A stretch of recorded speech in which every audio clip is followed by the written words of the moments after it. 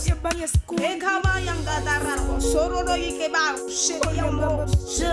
ne suis plus le même.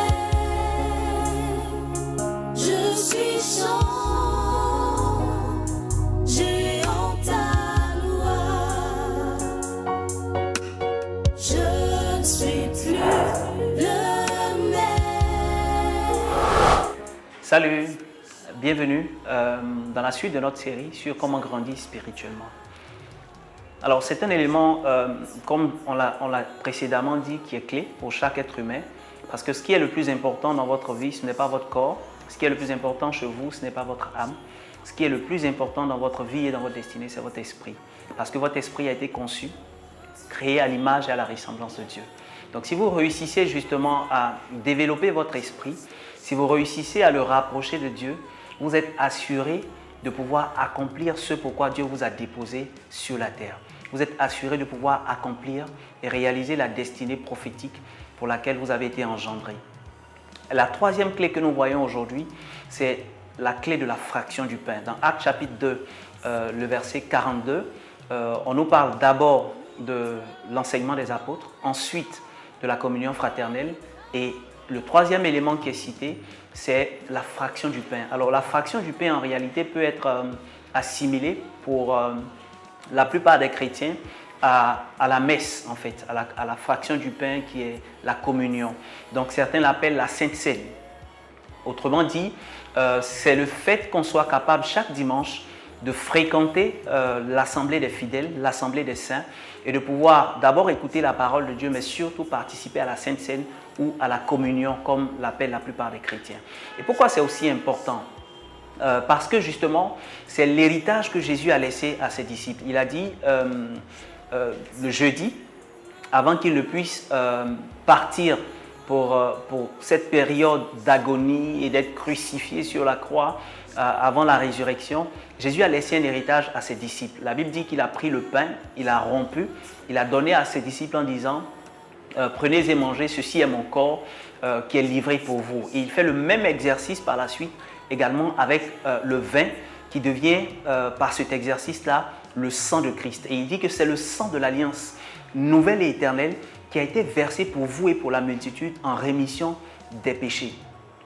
Dans le livre d'Exode, la parole de Dieu nous révèle que le peuple, à un moment donné, devait quitter l'Égypte. Et Pharaon s'opposait à la libération du peuple d'Israël. Dieu va envoyer Moïse pour donner un signe au peuple et leur demander de tuer un agneau et de marquer du sang de cet agneau la porte de leur maison. Et lorsque celui qui allait venir, l'ange de la mort allait venir, il épargnerait toutes les maisons qui seraient marquées par le sang de l'agneau. Et c'est pourquoi justement dans la vision hébreu-ivoire, le thème de cette année 2018, c'est marqué pour un avantage éternel. Il y a un salut, il y a une rédemption qui peut être spirituelle, qui peut être physique, qui peut être la délivrance d'une maladie, qui peut être la délivrance du chômage ou l'entrée dans une nouvelle saison de grâce et de faveur. Mais la réalité, c'est que nous ne pouvons vraiment avoir accès à ces bénédictions qui nous sont promises que par la réalité de la Sainte Seine ou la réalité de la communion, de la mort et de la résurrection de Christ, de la fraction du pain et du vin. Donc participer à l'assemblée des fidèles chaque dimanche est une clé également pour grandir spirituellement. C'est justement l'alliance qui rétablit la connexion avec Dieu. Lorsque nous avons péché contre Dieu, lorsque nous sommes loin de la face de Dieu, le sang de Jésus est ce qui nous permet d'être totalement sauvés, lavés, rachetés et d'être présentés devant la face de Dieu comme des enfants de Dieu qui sont dignes d'entrer dans sa présence et de lui demander des choses et de communier avec lui. Une prière pour aujourd'hui. Saint-Esprit, je te rends grâce pour le don merveilleux de la communion, le don merveilleux de ton corps et de ton sang. Il est tellement puissant que l'apôtre Paul dit que pour l'avoir mangé sans considération, certains sont malades, certains même sont infirmes et certains sont morts.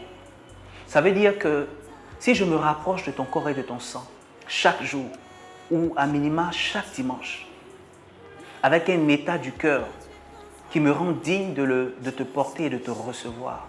Au lieu de mourir, je reçois la vie. Au lieu d'être malade, je suis guéri. Au lieu d'être infirme, je suis ravivé et je deviens capable de grands exploits. Et je prends mon envol. Donne-moi donc de manifester et de développer cette fidélité à la communion, à ton corps et à ton sang, à la fréquentation de l'assemblée des saints, de l'assemblée des fidèles, afin que ma vie spirituelle prenne son envol pour se rapprocher davantage de toi et que je devienne celui que tu veux que je sois dans cette génération, au nom de Jésus. Amen.